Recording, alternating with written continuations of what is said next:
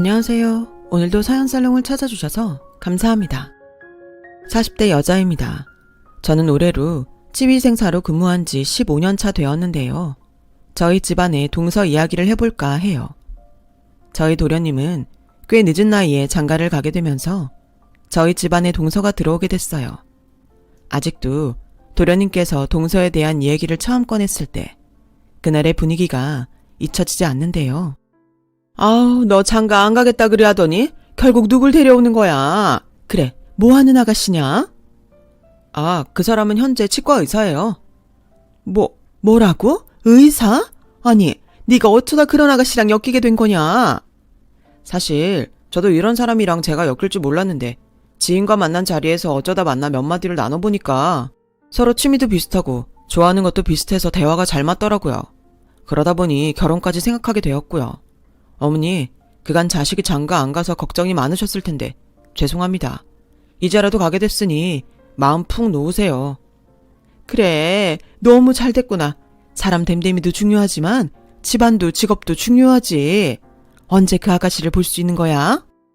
한 이번 주 주말 정도면 시간 날 것 같은데 괜찮으세요? 괜찮고 말고. 큰애야, 너 나랑 장도 보고 음식도 만들어놔야 하니까 그날 시간 비워놔라. 어머님은 도련님이 의사 아가씨와 결혼하게 됐다며 무척 기뻐하셨고 저에게 무조건 그날을 비워놓으라 하시며 한박웃음을 지으셨어요. 그러면서 하는 말이 우리 의사 며느리가 뭘 해줘야 좋아할까? 그냥 불고기나 전 같은 걸 해놓으면 너무 서민적으로 보이려나? 비싼 소고기 스테이크라도 구워줘야 할까? 하며 난리가 나셨더라고요. 사실 저도 그날 일정이 있었고 아이하고도 놀아줘야 했는데 그래도 어머니께서 무작정 시간을 비워놓으라 하시니 어쩔 수 없이 주말에 아이를 남편에게 맡기고 나중에 시댁으로 오라고 하곤 저 먼저 시댁으로 넘어가게 됐어요. 가자마자 어머니는 왜 이리 늦게 왔냐며 타박을 하시더니 자기가 새벽에 미리 장을 다 보고 왔다며 대뜸 비닐장갑부터 끼우시더라고요. 그리고는 음식들을 만들기 시작했는데 정말이지 꼬박 만드는 데만 6시간이 걸렸습니다. 어머니, 간단하게 2-3가지 정도 찌개나 메인 음식을 차려놓고 나머지는 밑반찬 수준으로 깔끔하게 하는 게 좋지 않을까요? 음식이 너무 많으면 먹기에도 부담스러울 것 같아서요. 예, 그게 무슨 소리니? 그 정도 준비해서 대접하면 걔가 우리 집안을 뭘로 생각하겠어? 의사 며느리가 들어온다는데 우리도 그만큼의 성의는 보여줘야지. 중간에 제가 힘들어서 어머니께 조언차 한 말씀을 드렸더니 바로 이런 말이 날아들어왔어요. 그 정도로 어머님께서는 동서 맞을 준비에 심혈을 기울여서 만반의 준비를 하셨습니다. 솔직히 이런 생각 하고 싶지 않았지만 제가 처음으로 어머님 집에 인사드리러 왔을 때 달랑 과일 하나 있었던 걸 생각하면 좀 비교도 되고 어머님께 섭섭하기도 하더라고요. 하지만 지금 와서 그걸 티낼 수도 없는 노릇이었기 때문에 일단은 열심히 손을 놀려 그 많고 많은 15첩 반상을 준비해냈어요. 그리고 초인종 소리가 들리더니 동서가 들어왔는데요. 동서는 생각보다 수수한 느낌이었고 말씨도 곱고 차분한 게 인상이 나빠 보이지 않았어요. 저에게도 친절하게 인사를 건넸고 어머님께는 예의를 갖추어 공손하게 인사를 드리더군요. 밥 먹을 때까지만 해도 그랬어요. 문제는 밥을 먹기 시작하면서 동서의 성격이 보였다는 거죠. 어머, 이거 어머님이 다 준비해 주신 거예요? 너무 감사해요. 만드시느라 무척 힘드셨을 것 같은데 뭐부터 먹어봐야 하나? 이거 먼저 먹어보렴. 소고기 육전인데 맛이 아주 좋아. 어머, 근데 어머님 일을 어쩌죠? 저 고기는 못 먹어서 미리 말씀드릴 걸 그랬어요. 제가 되도록 채식만 하거든요. 아, 그래? 우린 그런 줄도 모르고 고기 위주로 준비했네. 어떡하나. 괜찮아요, 어머님. 다음에 채식 위주 음식 해주시면 그때 맛있게 먹을게요. 제가 사온 과일 깎아 먹을까요? 형님, 제가 과일을 잘 못 깎아서 그런데 혹시 과일 잘 깎으세요? 아, 네? 네, 제가 깎아 올게요. 시어머니를 따라 정성껏 준비해 두었는데 못 먹는다는 말에 저도 괜히 기운이 쓱 빠지더라고요. 그래도 뭐 본인이 육식을 안 한다니 어쩔 수가 없었죠. 억지로 강요할 수도 없는 문제니 존중하자고 생각하고 넘어갔어요. 그런데 과일을 잘 깎냐며 저에게 시켰을 때는 순간적으로 이게 무슨 상황이지? 하는 생각이 들었어요. 말투도 그렇고 마치 저를 학업 직원 정도로 생각하는 듯 했거든요. 제가 예민했을 수도 있어요. 하지만 그 뒤로도 동서의 말투에선 계속 그런 뉘앙스가 풍겨왔어요. 형님, 형님도 치과에서 일한다고 하셨죠? 일한 지는 얼마나 되셨어요? 아, 저는 10년 넘어가요. 결혼 전부터 해서 어느덧 세월이 그렇게 됐네요. 그러시구나. 반가워요. 형님께서 같은 곳에서 일하신다는 말 듣고 얼마나 반갑고 놀랐는지 몰라요. 가족으로 만난 것도 인연이니 앞으로 잘 지내봐요. 그날 동서와 대강 일적인 이야기를 주고받고 집에 가는데 내내 마음이 찝찝하더라고요. 남편이 옆에서 괜찮아? 얼굴 안색이 안 좋은데? 하고 물어서 제가 느낀 그대로를 솔직하게 말했더니 남편은 자기가 너무 예민한 거 아니야? 난 당신이 말한 거 하나도 모르겠던데. 그냥 착하고 똑똑한 사람처럼 보이더만. 하고 말하더라고요. 그래서 저도 제가 유독 예민하게 느꼈나 보다 하고 넘어갔습니다. 그런데 명절날마다 동서를 만나면 그 묘한 느낌을 지우기가 힘들었어요. 처음 맞이하는 명절날 동서가 일찍 온다고 해놓고 일이 늦는다며 음식을 다 만들고 나서야 왔어요. 사실 오자마자 형님 죄송해요. 어머니 죄송해요. 음식 하시느라 힘드셨죠? 하는 기본적인 사과 인사는 하고 들어올 줄 알았는데 일이 바빴다는 말이 전부였고요. 그리고 이런 동서의 행동은 꾸준히 반복됐어요. 시어머니는 이에 대해 절대 지적하지 않았고 힘든 사람은 저뿐이었죠. 시어머니는 저에게 이거 해라 저거 만들어내라 시켜대었고 도와주는 사람도 남편밖에 없었을 뿐더러 무조건 입맛도 동서에게 맞춰야 한다면서 고기가 아닌 비건 위주의 요리들로만 만들어야 했기에 레시피까지 일일이 찾아보며 요리해야 했거든요. 사실 일 바쁘지 않은 사람이 어디 있나요? 다들 바쁘지만 시간 내어서 조금이라도 일찍 오는 거잖아요. 물론 저도 병원에 근무하는 사람으로서 의사 일이 빡빡한 건 알고 있었지만 아무리 그래도 몇 시간 내내 음식한 사람에게 사과 한마디 없는 동서의 행동은 마음에 걸렸어요. 어머니는 아무 감정도 못 느끼시는지 역시 그런 동서를 감싸기에만 급급했고요. 그날도 그랬어요. 어머니, 제가 일이 바빠 늦었네요. 좋은 냄새 나는데요? 얼른 와라 아가. 배고프지? 오늘 음식은 네가 좋아하는 야채 중심으로 했어.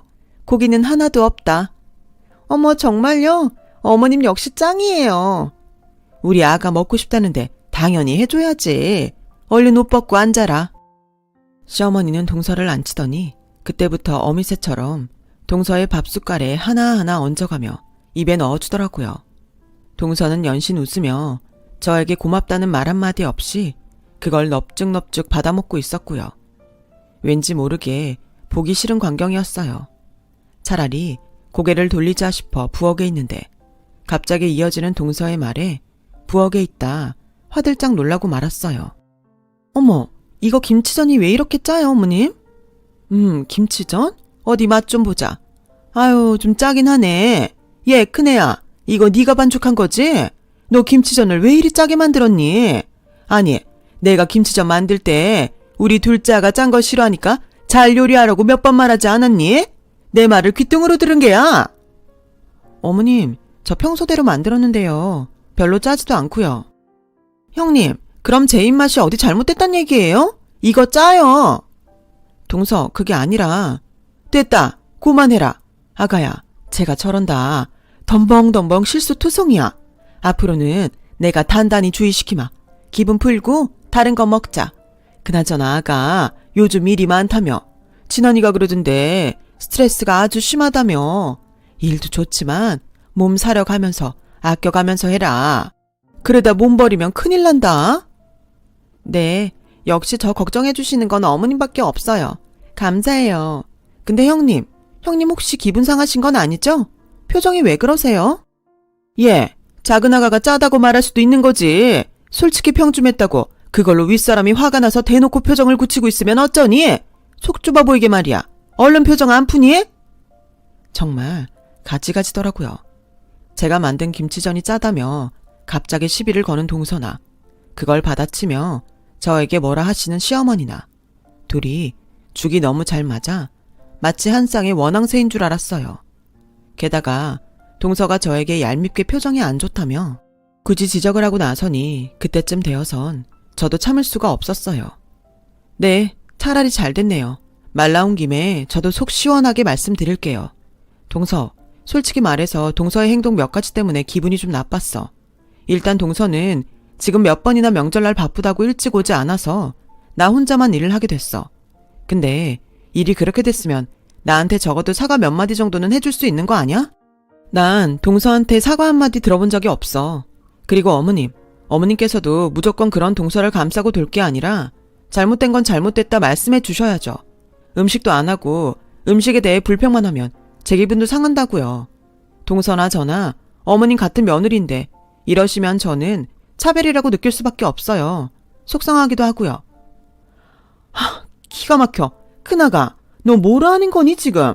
그럼 작은아기가 다른 것도 아니고 중요한 일 하느라 바빠서 늦게 왔다는데 거기다 대고 우리가 일찍 오라고 닥달을 해야 맞다는 거야?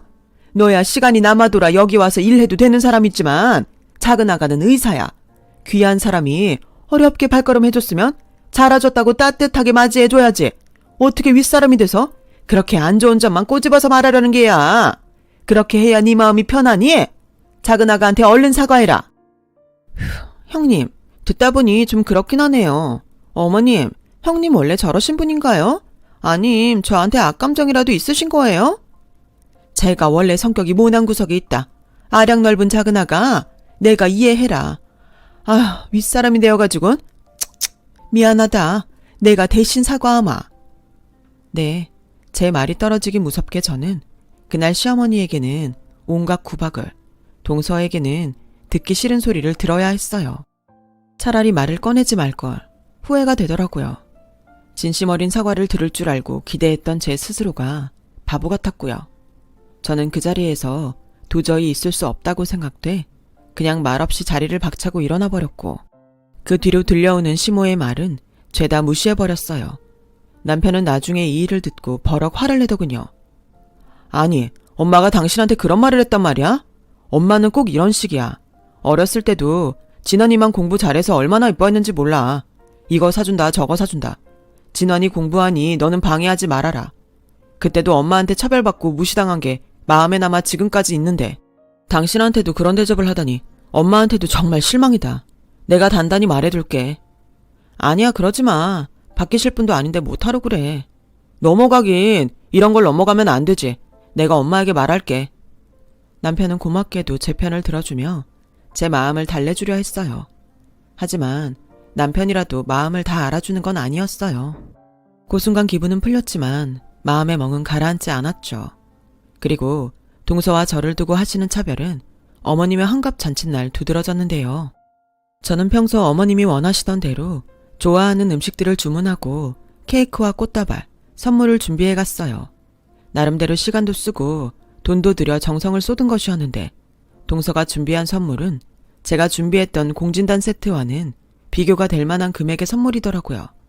고급 명품백이었는데 막상 저도 돈 들여 준비했다지만 동서와 같이 선물을 건네려니 민망해지긴 하더군요. 역시나 시어머니는 핸드백을 받자마자 놀라움을 감추지 않으셨어요. 어머, 이거 한정판 아니냐? 아니 아가, 이 비싼 선물을? 어머님, 그간 해주신 거에 비하면 약소하죠. 제 성이라 생각하시고 부담 없이 받아주세요. 그리고 어머님, 다음번엔 저랑 백화점도 한 바퀴 돌아요. 어머님 요즘 겨울옷 없다 하셨잖아요. 저랑 같이 백화점 돌면서 예쁜 옷도 사고 맛있는 것도 사 먹어요. 아우, 이렇게 이쁠 수가? 너는 말도 어쩜 이리 예쁘게 하는 거냐? 이러니 사랑받지. 사람이 사랑받는 데엔 다 이유가 있다니까. 내가 마침 딱 옷도 가방도 떨어진 차였는데 아가, 네가 선물해준 걸 들고 다니면 되겠구나. 세상아, 며느리가 이렇게 좋은 거구나. 지금껏 내가 이 기쁨을 모르고 살다. 이제야 알게 됐다. 이제야 알게 됐어. 내가 전생에 무슨 일을 했길래 이런 복덩이가 집에 들어온 건지. 어머, 어머님, 말만이라도 감사해요. 시어머니가 대놓고 제 앞에서 이제야 며느리 얻은 기쁨을 알게 되었다며 웃으시는데 저도 남편도 얼굴이 굳어졌습니다. 남편은 지난번 일이 생각난 듯 시어머니를 원망스레 노려보았지만 시어머니는 남편 쪽 신경도 쓰지 않고 계속해서 동서와 언제 백화점을 돌까 하며 대화를 이어나가셨어요. 근데 여기까지였다면 참을만 했을 겁니다. 식사가 끝날 무렵 동서가 제가 들고 온 선물을 보면서 조롱을 하는 거예요. 형님, 근데 선물이 좀 약소하지 않나요? 아무리 그래도 어머님 환갑인데 공진단 세트는 차라리 안마의자 같은 걸 해오시지 그러셨어요. 보니까 어머님 집에 건강식품도 많던데. 어머님, 형님은 어머니에게 별로 관심이 없나 봐요. 제가 뭘 알겠니? 쟤는 원래 시애미한테 관심도 없고 이런데 정성 들일 줄도 모른다. 아가, 너처럼 센스 있지도 않아. 나는 지금껏 그러려니 살았다. 그래도 네가 들어와 일이 나를 기쁘게 해주니 내가 더 바랄 게 없구나. 그때 제가 뭐라 하기도 전 이 상황을 보다 못한 남편이 나섰습니다. 이렇게 두어선 안 되겠다고 생각했는지 남편의 얼굴은 이미 많이 상기되어 있었어요. 잠시만요. 둘 다 뭐 하시는 겁니까? 저희도 정성 들여 준비한 선물이에요. 이걸 대놓고 말씀하시면 우리가 준비한 선물은 뭐가 되나요? 어머니, 그 말씀도 심하세요. 이 사람이 지금까지 명절날 안 온 적이 있었나요? 어머니 심부름 시키시는 걸 안 들어드린 적이 있나요? 다 해드렸잖아요. 이 사람 제가 볼 땐 시댁에 잘하기만 했습니다. 그런 게 다 무시되는 게 도저히 이해가 되질 않네요. 아들이란 놈이 엄마 앞에서 지어자 편들기는 그건 기본 중에 기본이다. 며느리가 시애미 하는 말에 따라드리는 건 당연한 도리지. 그걸 뭘 잘한 거라고 생색내고 유세를 떨어. 얘, 너 네가 내 아들한테 이렇게 말하라 시켰니? 그러지 않고선 얘가 왜 나한테 이런다냐? 어머니! 결국 시어머니와 남편의 갈등은 그날 크게 심화되었고 저는 남편 등 떠밀어 자기 엄마와 싸우게 한 못된 며느리라는 칭호까지 얻게 되었네요. 동서는 어땠냐고요? 옆에서 비웃으며 이 상황을 바라보고 있었어요. 그 뒤 저도 남편도 시댁엔 가고 싶지가 않아졌고 가던 횟수도 평소보다 훨씬 뜸해졌습니다. 어머님 말씀대로 도리만 하면 되는 거니 명절에만 얼굴을 비추기로 했어요. 시어머니는 당연히 이에 뭐라 말을 덧붙이셨지만 신경 쓰지 않기로 했네요. 그러던 어느 날 동서가 병원을 옮긴다는 소식을 들었어요. 시어머니가 아침 대바람부터 저에게 전화가 와 소식을 전한 건데요. 그러면서 제게 황당한 부탁까지 하시더라고요. 네 동서가 강남 한복판에 병원을 차린다는데 돈 좀 보태줘라. 네? 돈이요? 그래, 나도 보태는데 네가 윗사람으로서 모범을 좀 보여줘야 하지 않겠냐? 우린 다 한 가족이잖아. 이런 일에 돕고 나서야지. 시어머니는 다짜고짜 저에게 돈을 요구하셨어요. 제가 도대체 왜 이쁘지도 않은 동서 개업에 돈을 보태야 하는지. 제가 형편이 안 되어 그럴 수 없다 하자 시어머니는 갖은 막말을 하시더라고요. 가족이면 이런 일에 나설 줄도 알아야지. 너는 참 이기적이야. 나한테 신경 안 쓰는 건 그렇다 쳐도 하나뿐인 동서에게 그리 대하고 싶으냐? 사람이 마음을 좋게 써야지. 그러니 네가 그 모양 그 꼴로 사는 거다. 시어머니는 그리 말하고 막무가내로 전화를 끊어버렸고 저는 황당함에 말이 나오지 않더라고요. 그러던 중 동서에게 연락이 왔더라고요. 동서는 저에게 전화를 걸어와 역시나 똑같이 돈 얘기를 꺼내려고 하는 모양인지 잠깐 보고 싶다고 말했어요. 그것도 전에 없던 상냥한 목소리로 말이죠. 형님, 시간 좀 내주세요. 오랜만에 여자들끼리 대화도 나누고요. 저도 형님과 나누고 싶은 얘기가 얼마나 많은지 몰라요. 제가 형님 직장 근처 카페로 갈게요. 그래? 알겠어. 그럼 8시까지 와줘. 동서와 단 둘이 만나고 싶진 않았지만 일단 저도 얼굴은 보고 안 된다고 확실히 말해두어야 뒷말이 나오지 않을 것 같아 약속을 잡았죠. 만나기 전까진 어떻게 말할까만 생각했지. 그날 제가 그런 충격적인 얘기를 듣게 될 줄은 꿈에도 몰랐어요.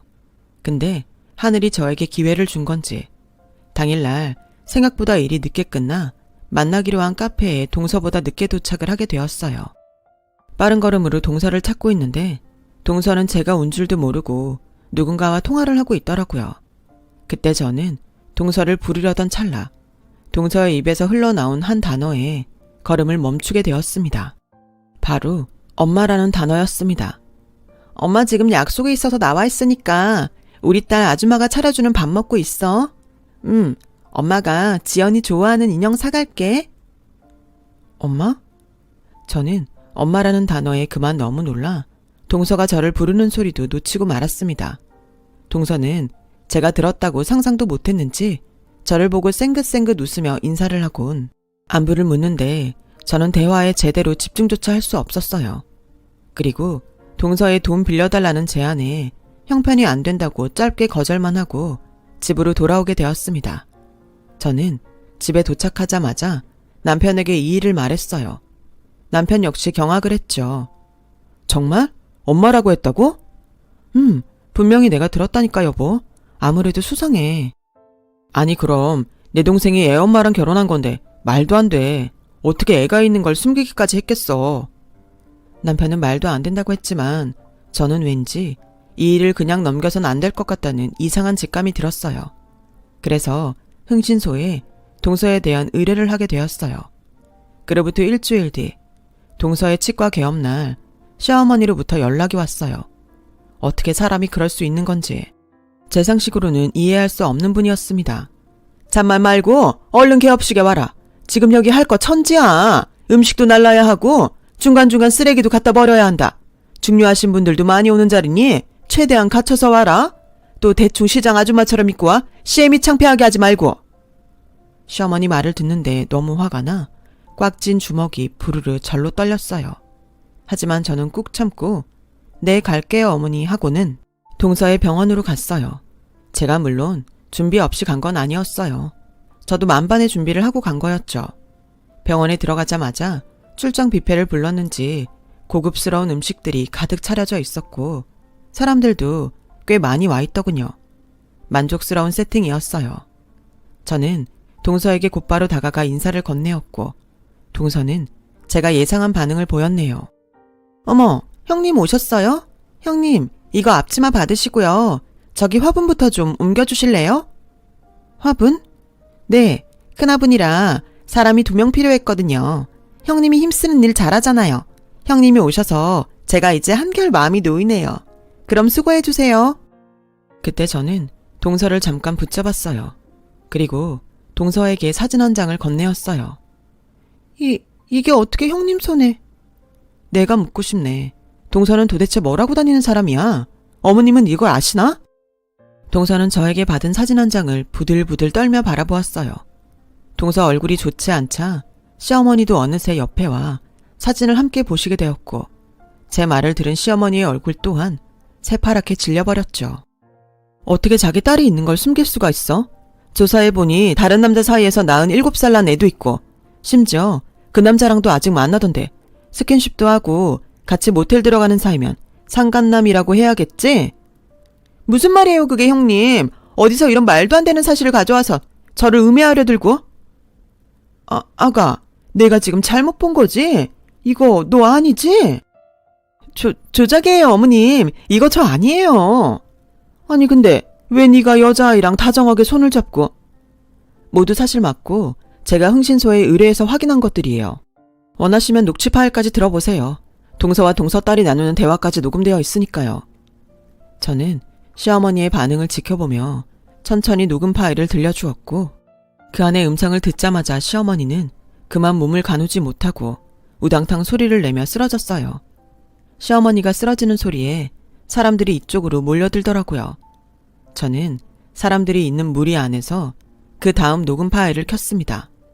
다음 녹음 파일엔 동서와 동서의 상간남이 나눈 대화가 녹음되어 있었는데 차마 인간이라고 볼 수도 없는 동서의 충격적인 실체가 드러나 있었죠. 그러니까 그 시어머니란 사람이 당신 병원 차려준다는 거지? 그래, 그렇다니까. 지금에야 내가 빚도 있고 애도 있어서 사는 게 그저 그렇다 쳐도 강남의 병원만 개업해봐. 돈 버는 거 순식간이지 뭐. 시어머니란 사람도 참 멍청하다니까. 내 의사 직함 하나만 보고 그 큰 돈을 턱턱 주고 말이야. 맞아. 당신한텐 돈줄이야 돈줄. 그 줄 절대 놓지 말고 꼭 붙잡고 있어야 한다. 알겠지? 그래야 나도 살고 우리 딸도 살아. 어머님은 그 얘기까지 듣자 믿을 수 없다는 얼굴로 동서를 쳐다보다 그만 동서의 얼굴에 뺨을 쳐버렸고 동서는 얼굴을 감싸지며 울음을 터뜨리더니 밖으로 뛰쳐나가 버렸습니다. 그리고 저는 더 이상 이 난장판에 끼기 싫어 사진들을 그대로 서류 봉투 안에 넣고 뒤돌아섰어요. 동서는 사기죄로 고소를 당했고 또 이혼 소송까지 걸려버렸죠. 어머니와 동서, 한때 죽고 못 살던 두 사람이 이렇게 갈라진 모습을 보니 묵은한이 사라진 듯 너무 상쾌했어요. 또 사람의 밑바닥을 다 본 기분이라 한편으론 씁쓸하기도 했고요. 지금도 가끔씩 동서를 생각하면 믿기 힘들 때가 많아요. 저도 이런데 서방님은 더 아시겠죠. 서방님은 아직도 충격에서 헤어나오지 못하시고 현재 우울증 치료를 받고 계세요. 그래도 어찌됐든 이 일로 시어머니도 정신을 차리시고 저 역시 더 이상 두 사람에게 노란하지 않아도 되니 속은 시원해요. 부디 여러분들께엔 이런 사람 마주칠 일 평생에 한 번이라도 없었으면 합니다.